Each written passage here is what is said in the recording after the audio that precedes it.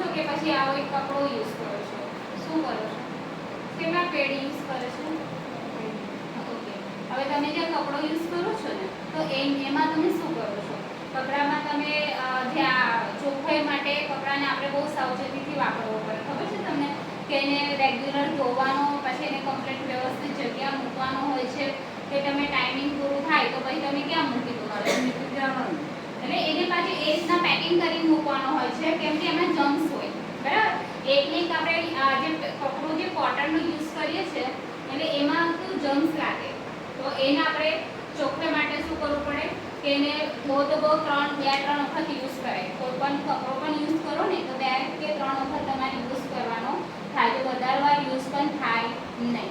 એટલે ગમે ત્યાં 2 કે 1 વખત, બીજી વખત એને કાઢીને મૂકી દેવાનો, પાછો નવો આપણે કપડો યુઝ કરવાનો. પણ પેડ તો બધામાં એવું જ હોય છે કે તમે આ યુઝ કરો છો એટલે કાઢીને નાખો છો, પણ તો પેડમાં પણ કેવું હોય છે તમે જોયું ને કે લિક્વિડ વાળા પેડ આવે છે, તો આને પણ આપણે શું કરવાનું 2 કે 3 જ કલાક આપણે યુઝ કરવાનો હોય છે, બદલવાનો હોય છે.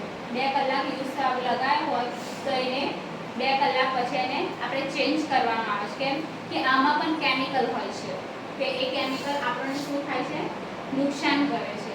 થાય છે બધાને અત્યારે કેટલા બધા પ્રોબ્લેમ્સ ઊભા થાય છે, તો એના કારણે ઊભા થાય છે કે આપણે એક પેડ આપણે કોઈને ઓછો આવતો હોય તો શું કરે, સવારનો લઈને સાંજે બદલે, ના બદલે તો બીજે દિવસ પણ બદલે, કેમ કે ઓછું આવે છે એટલા માટે.